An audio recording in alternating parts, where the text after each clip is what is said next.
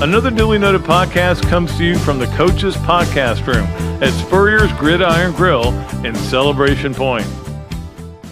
Okay, welcome into another duly noted podcast presented as always by Titan MRI. We're coming to you from the Meldon Law Gator Studios at the Dooley Dome.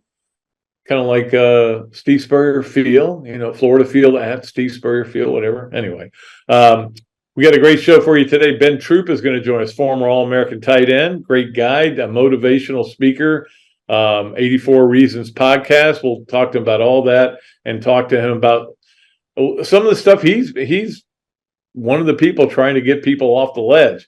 So we'll have him and a Coach Spurrier on Monday. I think we may have Danny Werfel on Thursday, the following Thursday. If not, then I think we'll get him the Thursday after that. Look forward to talking to him as well. We'll see how that works out. Let us go ahead and get to our process service of Gainesville starting five, brought to you as always by Scott Hart, who does a tremendous job, and we appreciate all the help he gives us. Number one on the process service of Gainesville starting five. Look, I have spent 5 days since the game. And I've heard it from everybody. And I understand whether it's on radio, whether it's on people texting me, emailing me, whether it's people I've spoken to. I was at the quarterback club Tuesday night to see Peter Burns and a lot of people there talk. I mean, look, everybody knows what Florida needs to do. It's just everybody has a different feeling of what they should do. There's this, here's what I would do. Here's what we... And that's what being a fan is. Being a fan is watching games and being into games. And if you're disappointed, saying, here's what I would have done differently. I mentioned this last week or Monday, I guess it was, Zach Johnson saying, I wouldn't have done anything differently. And we got smashed in the Ryder Cup. Well, that's just stupid.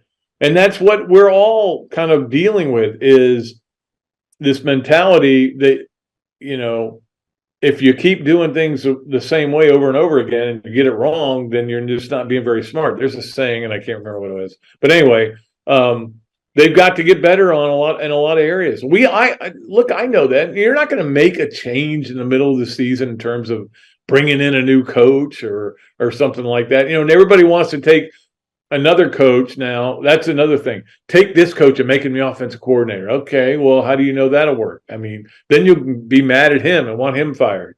I acknowledge the play calling hasn't been great. Certainly hasn't been great in the red zone. Certainly hasn't been very good special teams. There's no doubt about it that they've got to figure some things out. And Billy Napier did say on his teleconference, the SEC conference call yesterday, if you look in the mirror and if the students aren't getting it, your teachers aren't doing it right. And I think he understands. I mean, I know he can come across as kind of being emotionless.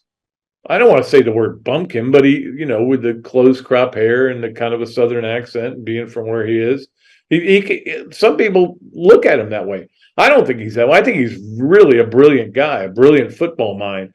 And he gets it. But again, he's taking it slower than anybody wants him to, because they have seen it when it was not taken slowly. Lincoln Riley, of course, he brought along a Heisman winner with him.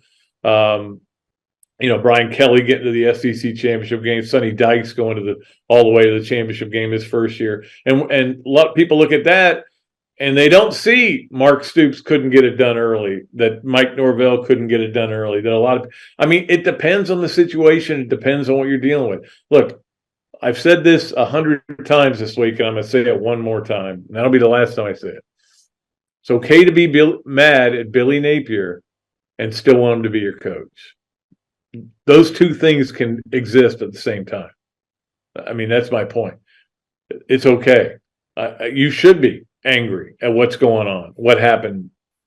And I think you should still want to be your coach. I mean, $32 million buyout. Nobody's doing it. Florida can't afford that. Are you out of your mind with all the money that they've been spending on other things, like other coaches they fired?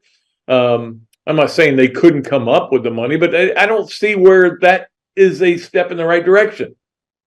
That's what over and over again I keep telling people, and I know that they kind of believe that and they kind of understand that. But then they'll say, "But what do you think if he loses this game? Will he get fired?" Oh, no, he won't. Okay. Now, look, I also understand that when you've got a new president and an AD who hired two coaches who've not been successful so far, that could put him on the hot seat. And if something happened to Scott Strickland, then what would happen with Billy Napier? Again, that's where things get a little screwy. But nothing's going on.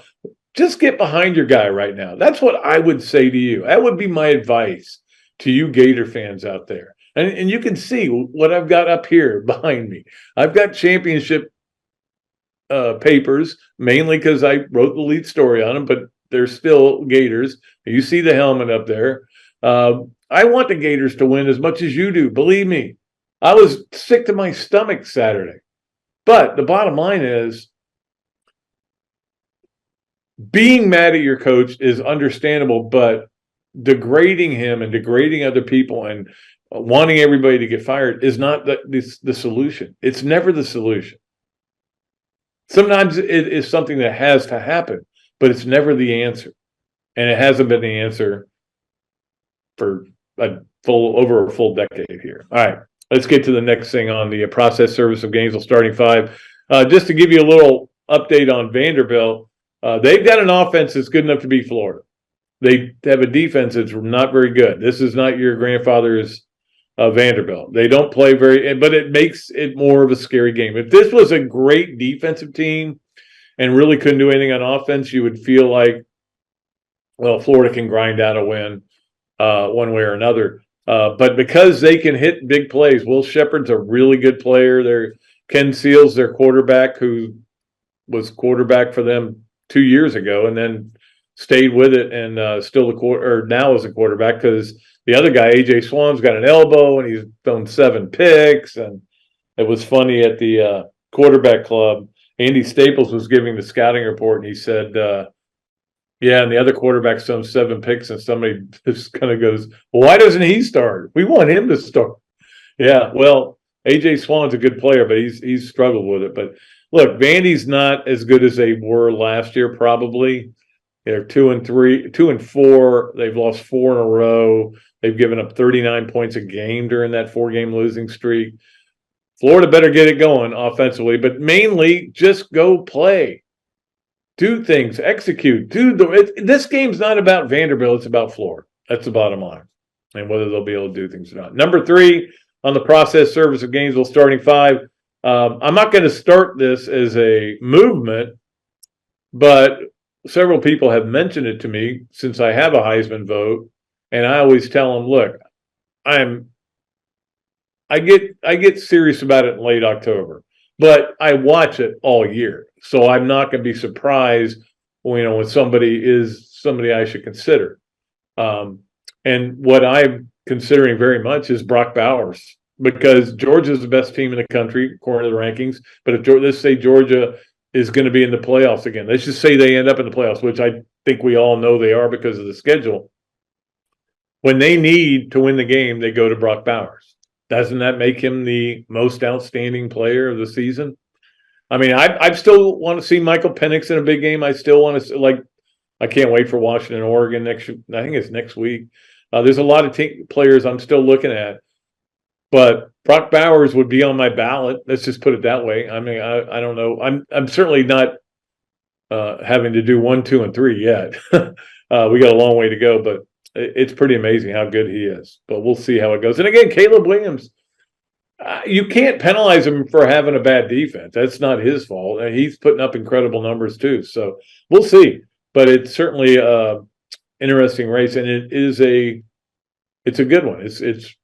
It's good because we have an incumbent who's still playing and could be playing next year the way things are going, but it just keeps going on and on. There's so many players you could consider and would not be bad choices right now. But again, it's early. We'll see what happens. Let's get to number 4 on the process service of Gainesville starting five. It is a good Saturday.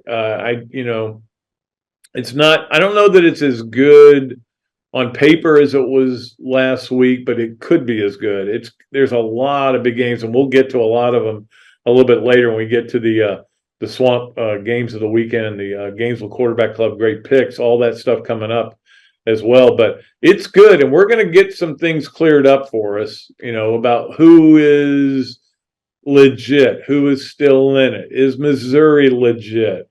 Is LSU heading for the most disappointing season maybe in the history of LSU football, considering what the hype was? There's a lot of games. How legit is Maryland that plays Ohio State? There's just a lot of that going on where it's, again, I always talk about show me games, and this is a kind of a show me weekend. So I'm looking forward to it. It's going to be a blast. Yes, I do have all my games written out, so I know what time they're on.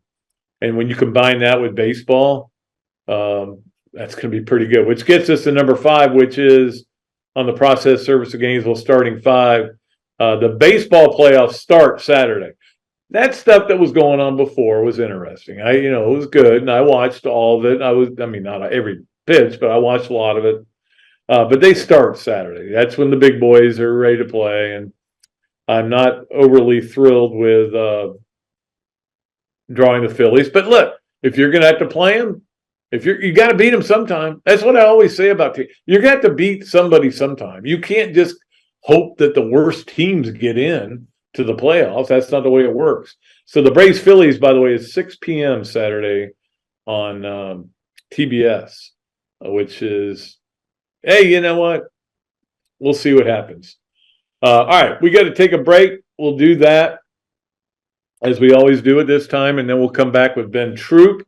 Look forward to talking to him. He, of course, has his own podcast, 84 Reasons. Also wrote a book. He's a motivational speaker, does a lot of cool stuff. He's a good guy, too. Looking forward to talking to him, and then we'll move on to all of our other great stuff. And a rare appearance by Ken Hesser on Yes, No, Where, Maybe, because he wants to break down Phillies Braves. I don't know that I want to break it down because I don't think I'm going to like what I hear. But anyway, we'll have him on.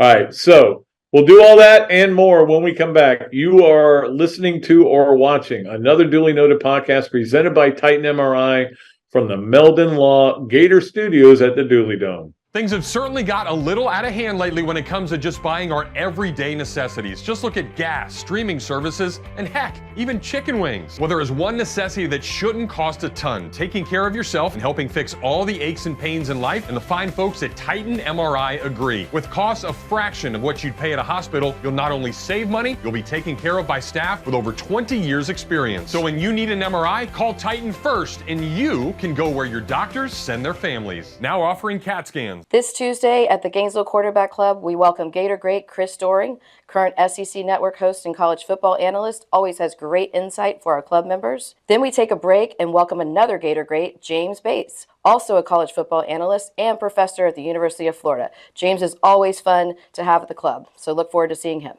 Process Service of Gainesville offers a rapid turnaround on affidavits of service for Gator lawyers locally and nationwide. Our friend Scott Hart offers immediate responses on status requests and is a member of NAPS and FAPS. And he has been a part of the community for almost 2 decades. Need service? Call Process Service of Gainesville at 407-697-9592 or email shartgators, that's G8TR, at yahoo.com. And make sure you ask about the paralegal legal secretary bonus program. I was driving behind a lady, and very suddenly she moved out of the way. There was a log laying in the road, and when I hit my brakes, I went on top of the log. I had 2 herniated discs. I just haven't been the same since. Jeffrey Meldon fought for me all the way.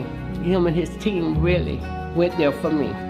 Throughout the whole lawsuit, he made sure that my bills was paid. It was never no whenever I called him and asked him for something. Call Meldon Law right now. Okay, and welcome back to another duly noted podcast presented by Titan MRI from the Meldon Law Gator Studios at the Dooley Dome. And it's a great pleasure to bring in one of the greatest tight ends of all time to play at Florida, All-American, Ben Troupe, and now he's doing a lot of motivational speaking and trying to talk Gator fans off ledges. That seems to be your main goal right now, Ben.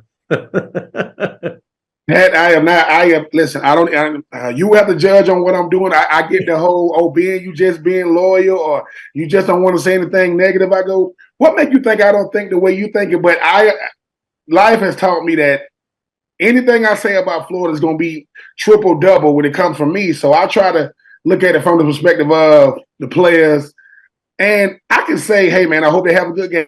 It's going to get 20,000 views and 30,000 comments, but understanding my position, understanding that I represent the perspective of the former player for the current player, and they can't say what I can say. They can't vent. But at the end of the day, Pat, it's like somebody telling you about Florida like you don't. Like I think I know what you're talking about, and I'm trying to get them to realize it's a process. Like I know Harbaugh's supposed to be the greatest thing since sliced bread in Michigan. He's only beaten Ohio State twice since he's been there.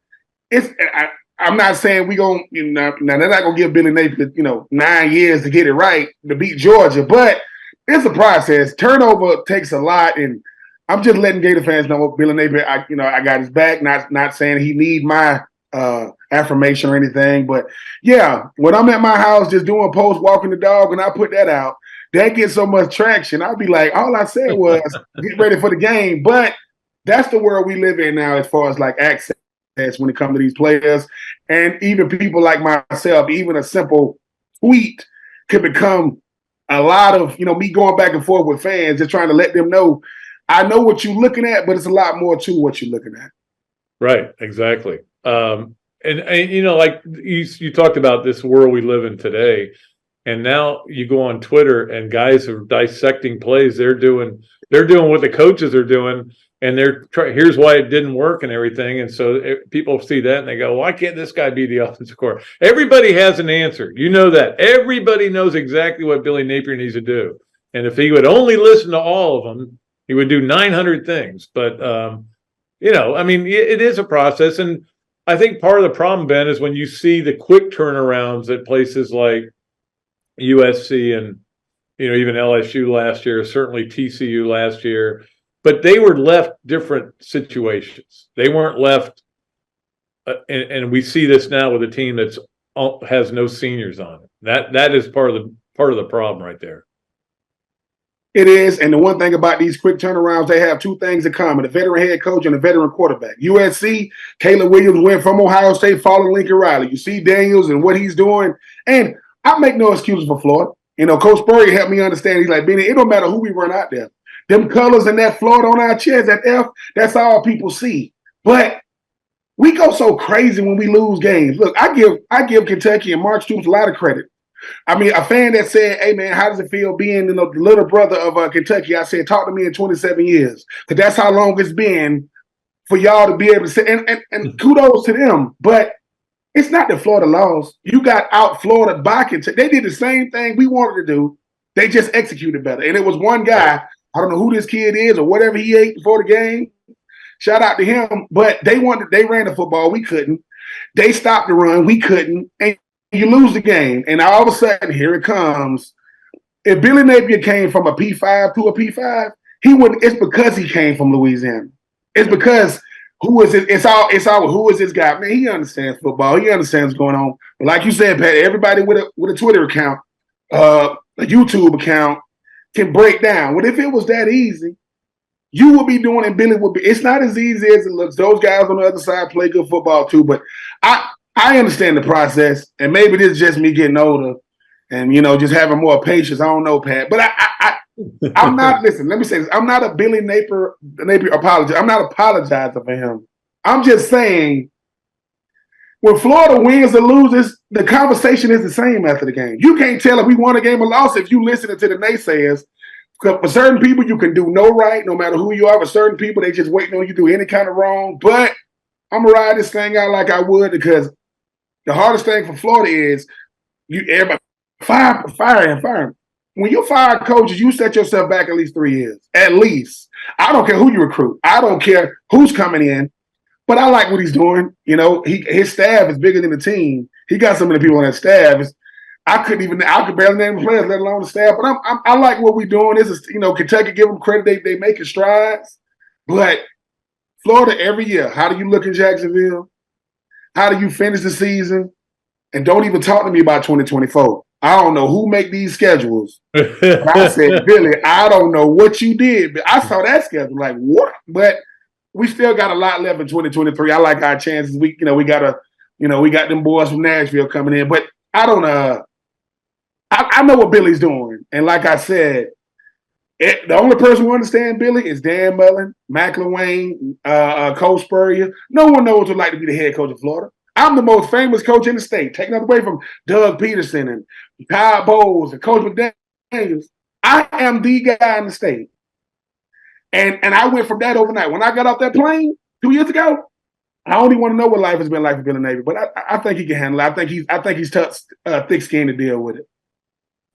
Yeah, I mean, you dealt with that with Ron Zook too, where I mean he was getting it, and he stood up there at that first press conference and kept saying, "I'm not Steve Spurrier. I'm not Steve Spurrier," and everybody was like, "We know you're not Steve Spurrier. We want you to be like Steve Spurrier."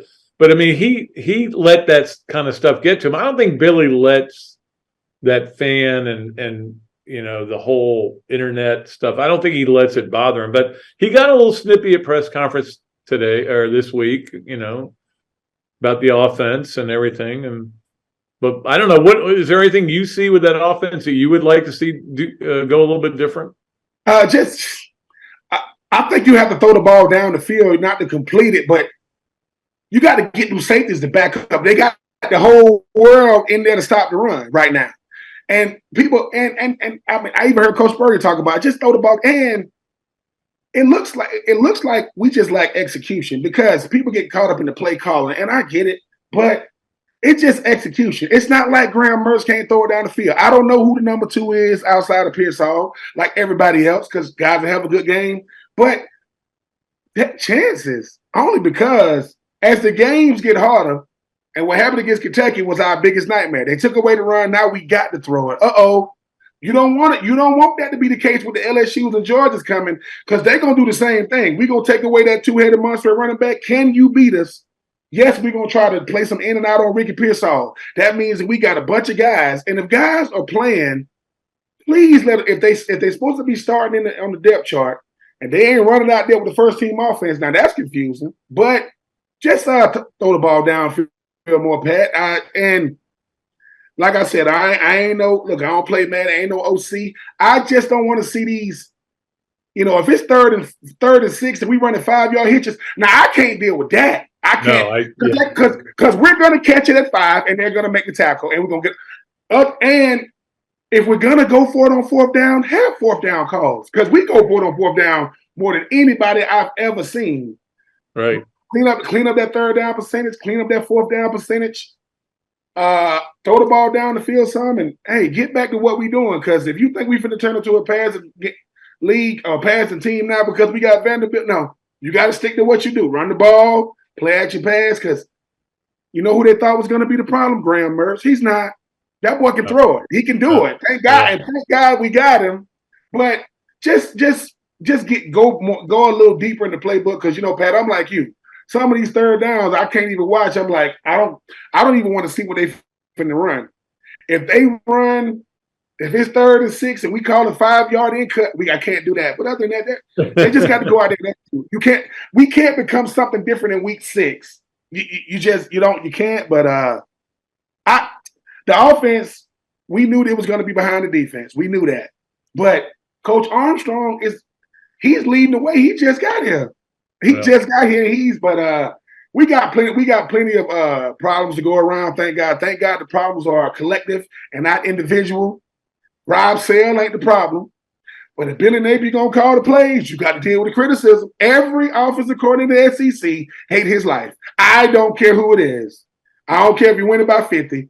Why you call that? But if Billy Napier gonna call the plays, call them. Like, go a little deep in because my senior year was the same thing now.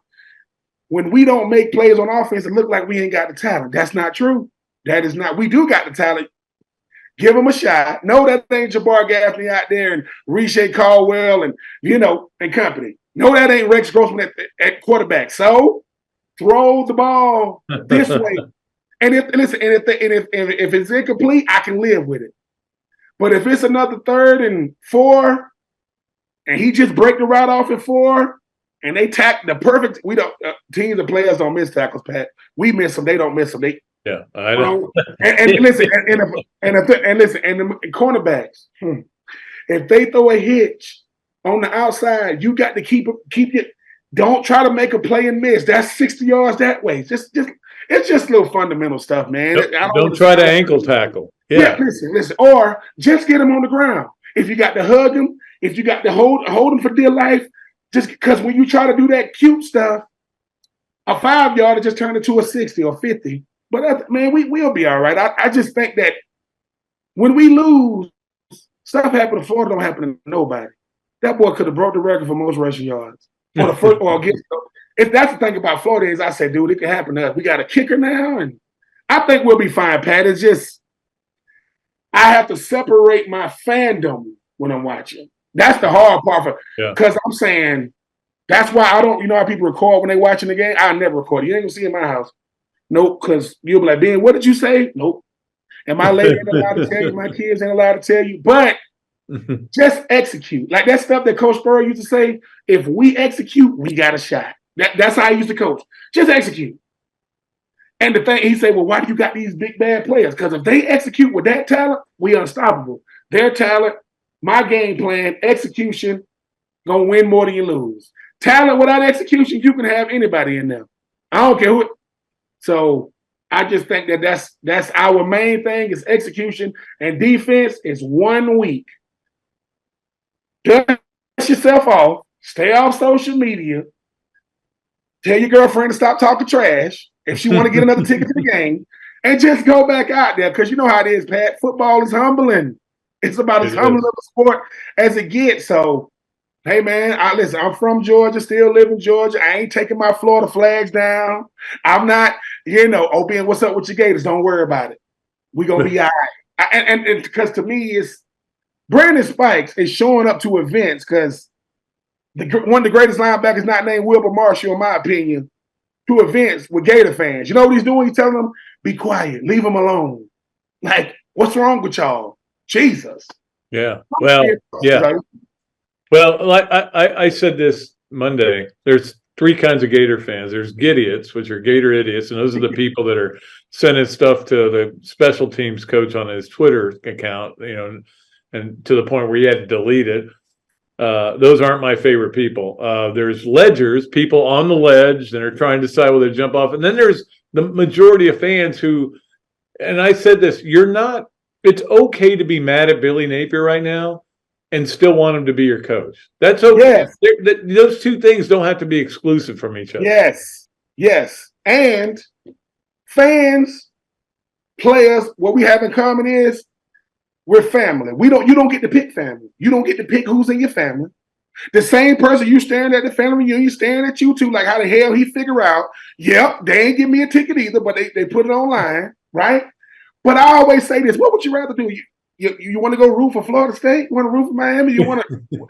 To me, that's how people act, and I get it. Your whole week is decided by Saturday afternoon. I get it. Some of us, hey man, he ain't coming to church tomorrow because Florida law. We ain't gonna see him. I get it, but Mr. Two Bits might be the greatest thing to ever happen. Just cheer them on. They need your cheers now more than anything because self-confidence is all you have in sports. And when that's gone, I don't know what Billy Napier had to deal with, but I wouldn't say it to him. And if he sees this, people going, man, that's a lot of gray in his head. That's called coaching. That man is early 40s, right? Yeah. But it's like, it's rough because for him, for me and you, Pat, we watch it, we deal with it, we analyze it, we go to sleep. That's his life. He don't get to walk away from it. He's the head coach of Florida. The most recognizable face in Florida is Billy Napier. Number 2 might be Tua. Might be. So for me, but I'm happy as him. I like his demeanor. I like the fact that and getting feisty to me in a press conference means I care about what y'all asking me. Sometimes I got to show y'all that I care too. So I like the feistiness because I don't want them Bill Belichick press conferences now. Yeah, no. I can deal with feisty. Listen, I deal with feisty press conferences as long as the person I'm talking to, I know him by first name. If I can say that means I respect what you're saying. We all got a job to do, and I get it. But Billy, no, man, listen, and we got them black jerseys this year for Arkansas. Lord, I know that's still down the road. We'll see what happens with that. But no, I'm rocking with him only because I respect what he's doing. Like, people go, hey, man, 7.2 million, yeah, but he gonna earn every single dollar. Yeah, but he's also like ninth in the SEC and pay. I mean, because everybody in the SEC is getting $7 million. You know, I mean, that's just the way it works. So it's the market that it's what it calls for. But hey, before I let you go, I want to see if you've got either a good Steve story or a good Ron Zook story, because there is nothing like going through that transition from that coach to that coach. And they were both different. You got to admit that. They were different cats, both of them. I got some. I mean, I'm gonna give you a Ron Zook, man. So the thing about Ron Zook is he's unpredictable because he smile at you sometimes. He'll buddy up with you sometimes or whatever, right? He's working out one time with Rob Glass, and he got some nice weight on there, right? So he get up off the bench and his shirt is tucked into his shorts like he's contractually obligated to have it tucked in that tight. So I just walked by him and I kind of just pulled his shirt out a little bit. You might have thought I like squared up on him. You don't ever touch my shirt. So the other players can see it. He run up to me, this, that, and the third, right? So in his mind, he's thinking, oh, the players see me in Ben's face. They came up to him and they started ragging on him. They're like, man, I check your shirt something, man, because he's in our. It's like, and Ron Zook knows this. We was like this. Why don't you go do some squats, man? You ain't even got no butt. Where your butt? And the whole thing about it was right. It didn't offend him. It didn't offend him that we say he ain't got no butt, right? But that day in practice, he's going up to the other coaches like, is my butt small? He's like, it's my butt. And I was then like, no, coach, you got a nice butt, right? You've been working out. They can't say what we can say. But to me, what I appreciate about that moment was we gave him what he wanted. We humanized him. By us coming up to him as players ragging on him, that's the part I think he wants, but he can't ask for it. He can't say, hey, fellas, I'm one of y'all now. And because when he got up off that bench, I'm like, why you shirt? I mean, it was tucked in tight, Pat. It was no slack. And I'm like, it was nerd, is what you're saying. I went up to him, I'm going to pull some of it out a little bit. You don't ever touch my shirt. So the other players run. But what I loved the most about Ron Zook was I loved football. He was in love with it. And if you weren't in love with it, you couldn't play for him. Yeah. He made you understand, dude, this is it. Y'all be thinking, oh, this is it. But y'all been here so long, you forgotten you got to pay your rent every day. He called. So, yeah, man. And Spurrier, like you said, I inherited a mansion. When I came here, Florida, it's a mansion. Ferraris out front, Lamborghinis out front. Coach Spurrier said, that's yours. That's mine? Yep. But you can't drive it until you play. But that's yours now. Can't nobody drive but you. When Ron Zook got here, it was still the mansion. It wasn't no Ferraris no more. It was cars out front. It wasn't no. And I think for me, Ron Zook told me, hey, man, I know you had a Ferrari before I got here, right? You want that Ferrari again? It's in that garage. It got your name on it. And if you do what I tell you to do, you'll get to open it up when you leave. And I did because of the life. And he was saying, Ben, I could care less about what you do athletically. The world knows you from that. But if that's all the world know you for, boy, wasted your time. If you don't show them what you showed me away from the game, and that's what I think these coaches don't get enough credit for, man. They pull out a part of you that you don't want to show the world. Like, oh, yes, you will.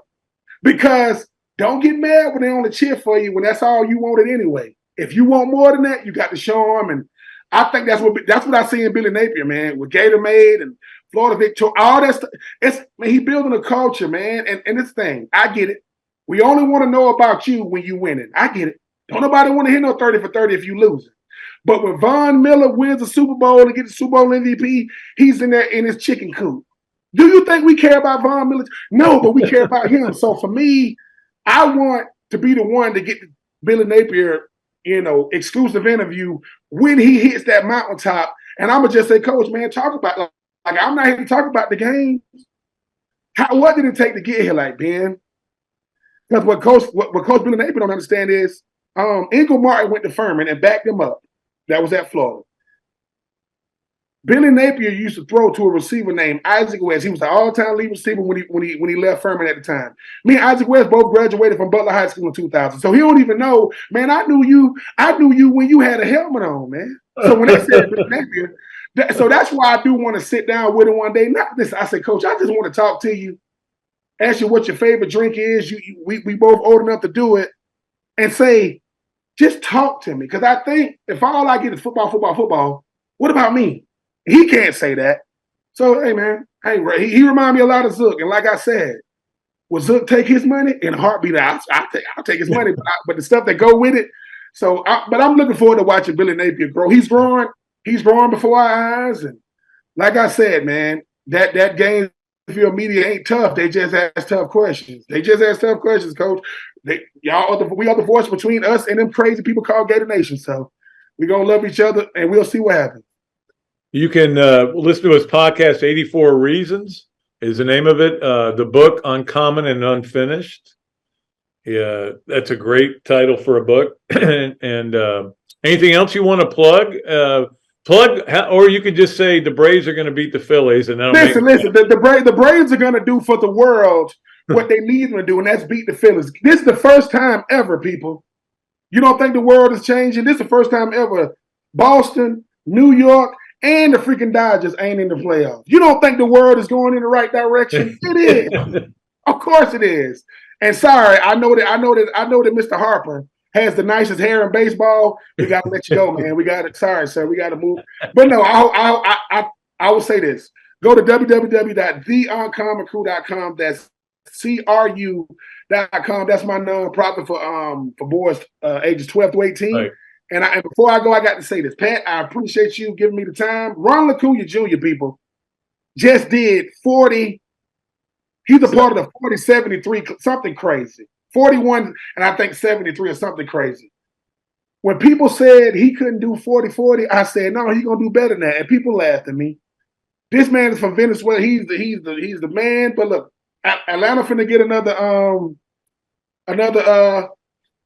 another championship. And Buddy Martin, listen, sorry about your raise. I told you. Ooh, me and Buddy Martin go back about the raise. So yeah, I know. Yeah, absolutely. Always good talking to you, buddy, and appreciate your time, Ben. And we'll get you on again somewhere down the road, okay? Hey, Pat, man, listen. I better not catch you at. Listen, Pat. If somebody see Pat Dooley at a game, kick him out. He's not allowed. He done went too many. He gets to watch it on his couch. He is retired. If you catch him at a game, take a picture of him, send it to me, and I'm gonna send Gainesville PD to go snatch him up. He's not allowed. Can't leave the house. All right. That's good. Sounds good to me. But I did go to one game this year. All right, one game is fine. Yeah. But if you catch him in back-to-back weeks, that's right. No, you're not going to do that. Gainesville PD to get him. All right, Pat, man, be good. Right. We'll see you, Ben. Thanks a lot. Right. We'll be back with more of another Dooley Noted podcast presented by Titan MRI from the Meldon Law Gator Studios. Gator fans, football season is here. What's better than seeing the Gators back on the field? Easy. Seeing amazing speakers and fellow Gator fans weekly at the Gainesville Quarterback Club. Held every Tuesday night of a home game at the Best Western Gateway Grand. Enjoy happy hour, great food, valuable insights from yours truly and Andy Staples, plus notable speakers throughout the season.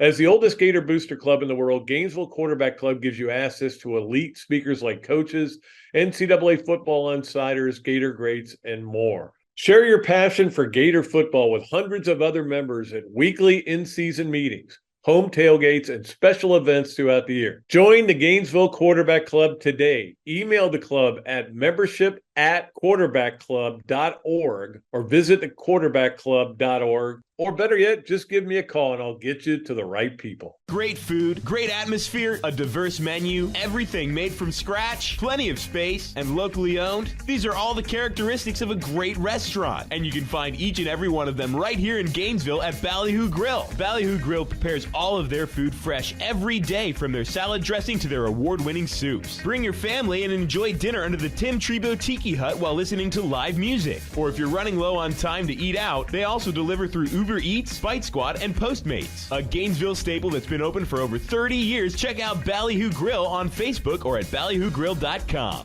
Hello there, everybody. I'm Pat Dooley, of course, from another Dooley Noted podcast. And this is a great Adam Brewer, and he's just opened up a place here, Adam Brewer To Go. What would give you the idea to do this, to have a to-go place like this? We really like the fast concept, being able to get the barbecue. Now we have this new online ordering. So before it was a call ahead carry out, quick service. We have like a curbside kind of a deal where everything's ready to go for you. And then we thought, wow, we have a really great dine-in concept, but how can we make this streamlined for the customer and make it easy and accessible for all parts of town? Adam's Ribco To Go. Come on down and enjoy it. Okay, and welcome back to another Dooley Noted podcast presented by Titan MRI from the Meldon Law Gator Studios at the Dooley Dome. And it's a great pleasure to bring on one of our major sponsors to play Yes, Nowhere, maybe today, our good friend Ken Hesser. Kenny, hi, how are you? You were happy to see your guys be able to take that thing in two and get out of there. Yes. We were a little worried because during the season, the Marlins play us tough. I believe our record against them was 6-7, and then historically, especially over the past several years, they've always been a thorn in our side. And they have a good young team. So there was no guarantees, and you saw what happened in Tampa this past couple of days. I mean, so just having home field, even with the Phillies' advantages at Citizens Bank Park, it's always going to be a challenge. And obviously, now you take on my team, so you and I are not going to be speaking for a while. But yeah, we're going to be at war. But obviously, the Braves were really good during the year. But look, the Phillies are one of the teams. I was telling somebody I didn't want the Phillies. I wanted the Marlins because I think we can beat the Marlins easier than the Phillies. I go, you're going to have to beat somebody eventually. You can't just say, "Oh, can you give us McNeese?" For every game. Right. Yeah. I mean, it's there was some talk, I guess, about reseeding, and people said because the Brewers lost, and the Diamondbacks, who are the lowest seed, I guess, are now going to play the Dodgers. That if you reseeded, we would have had to go to LA. People were complaining about that as unfair. I'm like, listen, we're going to have to beat the Braves or somebody that good, and the Diamondbacks are quite good also. So you don't really know once you get into the postseason. The Phillies were the 6th seed last year, and look how far they got. You never know. Yeah. No, you don't. It's certainly interesting. And like I said, I hate to have to play the Phillies. I hate to have to play the Dodgers, but you're not going to get to the World Series if you can't beat those two teams. So absolutely. That's the end of it. But it'll be interesting to see how it goes. All right. Are you ready to play Yes, Nowhere, Maybe? I've been born to play this game. I've always wanted to do it. I can't wait. All right, and you were coming to us on the Big Mills Cheesesteak Zoom line, and of course, Yes, Nowhere, Maybe is brought to you by Big Mills Cheesesteak, and it was, of course, if you go there and say you watch another Dooley Noted podcast, free fries with your order. All right, number one on Yes, Nowhere, Maybe, Ken Hesser, you are worried about home field advantage for Atlanta in this series. Game one particularly, because they got Strider up, and Strider, I don't know if you saw the comments he made a couple weeks ago about preferring to play in front of an empty stadium. And he got, Pat, you remember game 3, we watched that game together with the Reese Hoskins bat slam, and you saw the effect it had on Spencer Strider. So I'm concerned at game 1 because I do think they're going to come out hot. I think the Braves crowd actually is going to be relatively hot there, and I think they're going to come in. And I would not put money on the Phillies in game 1. I think game 2 is the game to steal with Zach Wheeler starting. He was phenomenal in game 1 of the wild card. So I think as far as home field, I think Truist is going to give them an advantage in game 1. I think game 2 is the one, if I'm a betting man, would be the one I think the Phillies could potentially steal. Do you think they'll throw Wheeler in game 1?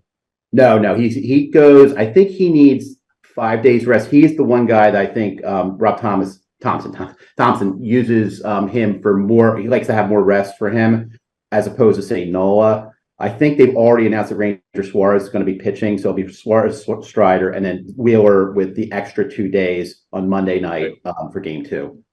Okay, yeah, and that's the thing, and we'll talk about this later when we get to the swamp games of the weekend. But baseball, we've had this barrage, 4 games every day, and then 4 games the first day on Saturday, and then it goes to 2. Yeah. So, but that's one good thing. All right, here we go on Yes, Nowhere, Maybe. Number 2, if you do get a dog or an animal of any kind, you're thinking of naming him Bryson Stott. That would be a very strong choice. Garrett Stubbs. Also, that would have been a good one. Dalton Guthrie as a Gator, but he's no longer on the team last year. So if there was a gap, there are no Gators on the Phillies this year, so we have to, we'll have to live. But but yeah, Stubbs is a good one. But there's a couple other options. But I'm never getting a dog, so it doesn't matter. Well, that's right. We just had that discussion off air. I'm dealing with my own issues with the dog. All right, and finally, number 3 on Yes, Nowhere, Maybe. Ken, 9 runs scored by the losing teams in 8 games in the playoffs. That is just because of elite pitching. Yes, I think in the playoffs, home runs are at more of a premium. I think pitchers, you have the better pitching for whatever reason. Maybe it's the weather. I don't know, and it hasn't really been much colder. I know it was relatively temperate in Philly the past couple of days. Just pitchers just have a bigger advantage in the playoffs, and you very rarely see the big, crazy, massive, scoring games. I remember the Phillies in the '93 World Series. They lost that famous 15-14 game. I think that was one of the highest scoring games of the last 30, however long it's been, 30, 40 years in the World Series. But I think it's just, part of the course. I mean, Phillies got 7 last night, which I think was, pretty good. I mean, so far the Phillies have not, granted, small sample size, they have not been hitting home runs over those first 2 games. They didn't have any in game 1. They had 2 yesterday. So, home runs are a premium. Last season in the playoffs, the Phillies, exploded with, 5 guys had multiple home runs. So they, I think it's more of a premium in the playoffs. So it's not really that surprising to me.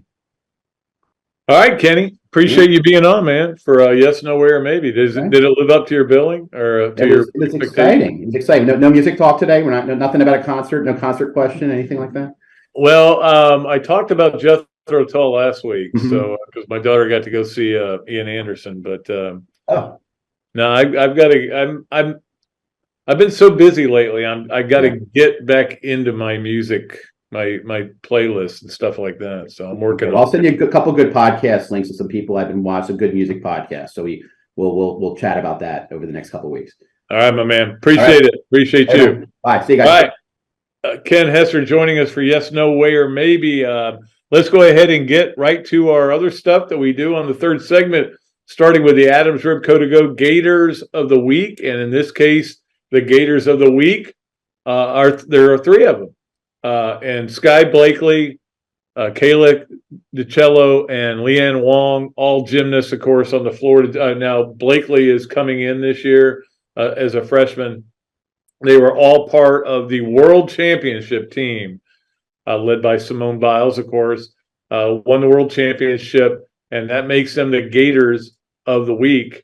And congratulations to all of them. Now, I didn't realize this till I was reading a story, and I think I read it correctly, but Blakely and I think it's Blakely and DiCello both are going to sit out this year to concentrate on the Olympics. So they won't be able to help Jenny Rowland. I think I have that right. If I don't have it right, I know Mary Howard will correct me because when I'm wrong, she makes sure I know what's right, and she's the best. But that is kind of I was like, man, they're going to be awesome this year. And then I was like, well, if you lose, but obviously in 2 years, that'll really be something. But anyway, they are the Adams Root Codigo Gators of the week. Let's get to our Leonardo's and Millhopper quick picks. And we did have a winner, and I did hear from our winner last week, and I'm going to get with him. He's going to be in town, I think, next week, and I'll be able to get him his prizes, which includes Leonardo's, $25 at Leonardo's, and a Bob Dooley Invitational hat. So we're going to make it easy this week. UCF at Kansas. One game. Kansas is giving 2. That's it. Now, if you know what happened with UCF last week, it was unbelievable. They had a huge lead. I think it was 35-6 and blew it to Baylor. But now they're in the this league in the Big 12. It's a different world, and sometimes other teams have good players, probably better than you're used to playing against. But certainly Kansas, being only a 2-point favorite at home. But again, their quarterback situation is really questionable. But that'll be an easy Leonardo. That'll start our qualifying for the next pick. And Keith Collier was the winner of the last one. We appreciate all of you who are consistently getting in this. I know it's kind of hard to get people to jump in that haven't done it before because they want to win. Like if we did it where you could win $25 every time we did a podcast, well, we'd run out of money, and so would Kyle. But that's why we do it about every 3 weeks. We pull a winner. So anyway, UCF getting to at Kansas is our Leonardo's and Millhopper quick picks for today. Let me get to our Hesser and Kipke. Now, we just had Ken Hesser on, but we're still doing a Hesser and Kipke as we always do. And I just have to be able to call this up. And I'm having a little bit of computer trouble. But here it is. All right. Well, that's not it. It was close to being it. Here's what it is. All right. Hesser and Kipke is a Gainesville law firm specializing in the areas of workers' compensation and family law. Ken and Jennifer take great pride in their one-to-one focus on each and every client they represent. Ken is board certified in workers' compensation law by the Florida Bar, while Jennifer possesses extensive jury trial experience with a nearly 20-year background as a prosecutor. If you don't believe me, check out their 5-star Google reviews. Set an appointment at hklawfl.com, or better yet, call them at 352-339-9920. Hesser and Kipke. All right. They're dominating today, right? All right. In fact, we were going to get Kyle on from Leo's, and we could probably get Adam on to do a yes, no, where maybe as we go forward during football season. Number one on Hesser and Kipke's 3 things. Really sad story about the LSU player, Greg Brooks, who I think you read about him last week. He had a surgery for a brain problem, a tumor, and it turned out it was cancerous now. And so he's got to go through a lot of rehab. It's just a sad story. And I mean, things happen to people, and you read about them and you go, why him? And again, this is just, I guess, the world where bad things happen. Sometimes to good people. Sometimes it's just we have a hard time understanding why they happen. But hopefully he can come through this. He's going to go through rehab and has had the surgery. And actually a pretty good player for them, a defensive back. But it doesn't really matter whether he was a good player or a non-player or just anybody to have something as special as being in any SEC school or any Power 5 school and be a starter or be a player on a team and all of a sudden now you're wondering if you're going to live, and that's got to be tough for him. So I feel bad for him, and again our prayers go out to him. All right, number 2 on Hesser and Kipke's 3 things. And this is something where I normally wouldn't even know this, but I was looking at it because I was doing some of our, we have all these little features we do. One of them is the Swamp Games of the weekend. I was like looking to make sure there were, if the NBA season started, I wanted to talk about that.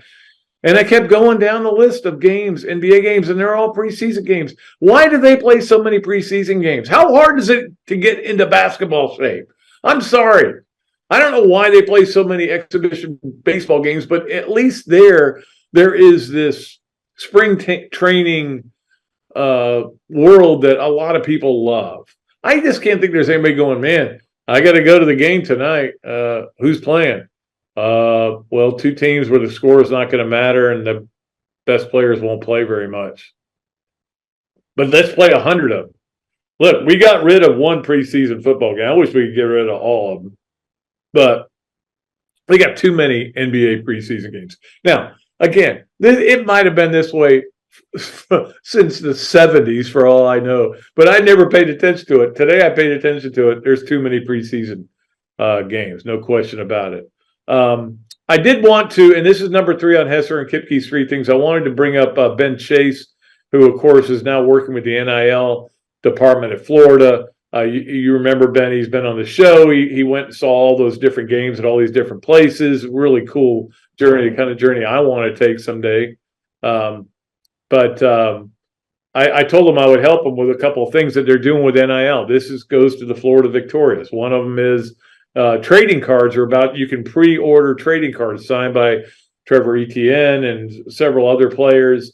So you can get those. All these things you can get and read about on it. Athletes at gmail.com. On it athletes.com. I think it's at Gmail is the email address, but it's on it athletes, on it, ONIT, athletes.com. They're also having 2 golf tournaments, one of them to help women's basketball and one of them to help baseball. And look, these are necessary. One of them's on the 9th and one of them's on the 10th. You can get more information about them by looking at their website. But everybody wants to say, why didn't we get more guys? Why is the NIL, I hate the NIL, and the NIL's ruining sports, but we need better players. Well, you got to help. And I'm not saying if you don't have the money, you have to help you, but if you got the money, go play in these tournaments, go do these things, and that's going to help you get better players. I mean, it's the way it is. I'm sorry. I really am. I want to apologize for it. That's our Hesser and Kipke 3 things. Let's get to the Swamp Gas. That was a website, I think, that was called Swamp Gas. Swamp games of the weekend. Just plain swamp games of the weekend. And we're going to limit it for the most part to college games. We like to do that on Thursday's show. And I'll give you what I'm going to watch. And that is Saturday noon, Oklahoma, Texas. That's going to be a heck of a game. It's on ABC.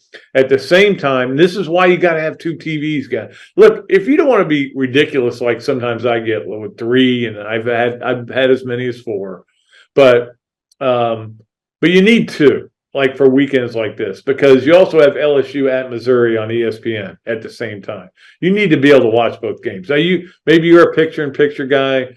Maybe you say, hey, I'll just flip it back and forth. I got to have both going. 3:30 game is Alabama at A&M. That's on CBS. One of the last CBS. I mean, we're running to the end of the CBS carrying the SEC. Only a few more weeks of that. So that's at 3:30. That should be a great game. And then Kentucky, Georgia at Georgia, 7:00 on ESPN. Not going to get too excited about that. I think Kentucky's not running that same game plan they did against Florida, against Georgia. It's not going to work. They got bigger, stronger guys. They'll stop the run, and they will take advantage of what I think was not a great pass defense, to be honest with you. And you're not going to be able to get away with Devin Leary throwing for 77 yards. So I think Georgia's going to wax them. 2 NFL games I did want to bring up. Jacksonville, Buffalo at 9:30 on NFL Network. I don't think the Swamp's open at 9:30 on Sunday morning, but maybe they are. That'll be a great game. So that would be a good mimosa game. Yeah, I like that. And then that Sunday night, Dallas at San Francisco should be that's a must not miss game. 8:20 is that game on NBC. So those are your Swamp games of the week. And of course, you can go there on Saturday and get sangria specials. You can go there on, I think it's Wednesday or Thursday, and get beer specials. Jeff will be out there today doing the show with Zach Albaverdi. Will be with him. I have to go to Placa to speak to the Gator Club there, but he'll be there. So that'll be a lot of fun as well. All right, so that'll do it for our Swamp. games of the weekend. Let us get to this, that, and the other, brought to you by our good friends at Ironwood Golf Course. It's brought to you by Ballyhoo Grill, where Karen got food last night, and I enjoyed it very much. Chicken sandwich there is not to be beat.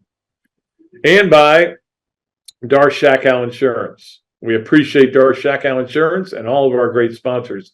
This is that when the NIL started, people started freaking out. We all know that, and are still freaking out. But people got really upset. Why? How much? Yeah, well, this will be good. Players can get more money. Wait a minute, they're getting this much. They just lost their minds.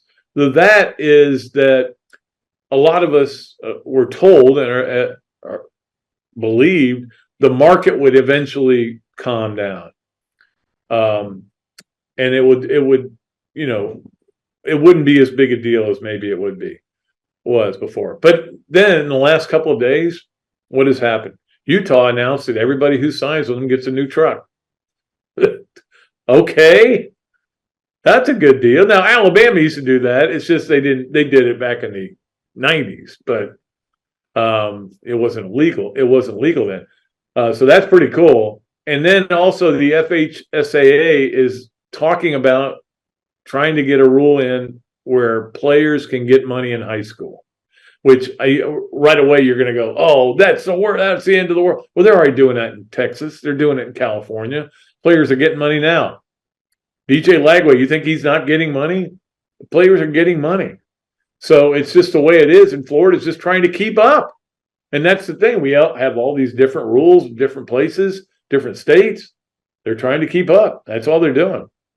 So that is our this, that, and the other, brought to you by Ironwood, by Ballyhoo Grill, and by Darshackow Insurance. Let's get to our Gainesville Quarterback Club. Great picks. Peter Burns was great there Tuesday night. It was great seeing Brandon Spikes again. He's clearly not happy with what happened up there, and he's going to do everything he can to make people realize it's about playing for the Gators, not for playing for your NIL deal or ordering food at 9:30 at night. I didn't say that out loud. All right. Our Gainesville Quarterback Club's great picks. And this week it's Chris Doring. So that'll be great. I get to introduce him too, so I'll have some good stuff for him. And I'll mention Peter Burns wearing his orange and blue jacket. That was pretty nice. So let's get to our Gainesville Quarterback Club. Great picks. All right. Texas 6.5 over Oklahoma. I'm going to take Texas. I think Texas is going to beat Oklahoma, and I think they'll cover the 6.5. LSU is giving 5.5 to Missouri. I'm taking Missouri. I think Missouri's winning that game outright. I'm calling it. I think LSU is as good as their offense is. Missouri's got a pretty good offense too, and a lot of good skill players. And I think Missouri will find a way to win that game. I just have a feeling about it. And then it'll be really interesting for LSU. Alabama giving 1.5 at Texas A&M. I like the Aggies. I think the Aggies defense is legit. I think they had a bad game against Miami. I think it's legit now, and I think they're going to be great, and I think they're going to stifle what is a mediocre Alabama offense and win the game. And then Vandy getting 18.5 at Florida.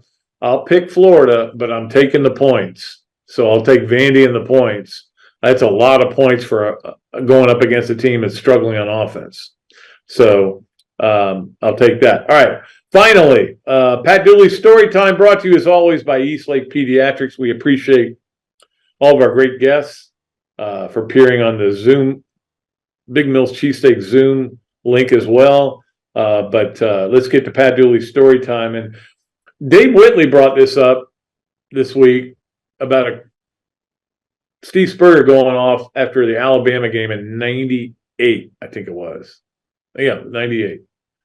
And I'll never forget that game. Never forget it, because Florida plays really bad. Alabama's not very good. It's in Tuscaloosa. And late in the game, I think Florida had a big fumble. And then late in the game, they threw a streak to a wide receiver who was wide open, and there was nobody near him. And he's going to run for a touchdown, and they're going to take the lead. And there's like a minute left in the game. That's my recollection. and he falls down. He tripped over the 20-yard line, and they stopped him, and they ended up winning. I think it was, I want to say 17-13, something like that. I guess I could look it up. I've got a media guide right here. Maybe I should just look it up. How about that, Pat? I got to put my glasses on to look it up, though. This is great radio and TV, isn't it? All right, so 98. Let's look at that game. It was 16-10. So yes, they would have scored and kicked the extra point, and won the game. Anyway, Spurrier was mad, and so after the game, he says, "We're not playing like champions. We're playing like a bunch of losers." So Dave Whitley put it up there and went, "Oh, you missed the best part of that story, Dave." And the best part of that story is the AP writer had to get quotes real quick. He thought he said, "We're playing like a bunch of lizards," thinking that they were the alligators and they're playing like lizards, not alligators. He ran up to the press box, wrote his story, and in the story it says, "We're not playing like champions, we're playing like a bunch of lizards," said Coach Spurrier. So it went on the wire. Now, they got it off pretty quick. Somebody immediately went, "Wait, I don't think he said lizards." But that is a story we always love to tell. And I'm glad that Dave Whitley brought it up for us to tell again. Thank you very much. All right, that's going to do it for our show today. Thanks a lot to Ben Troupe for coming on. Thanks a lot to Ken Hesser for coming on. Monday, Steve Spurrier. And we look forward to that. Until next time, I am Pat Dooley saying I am deep, I'm way back, and I am out of here.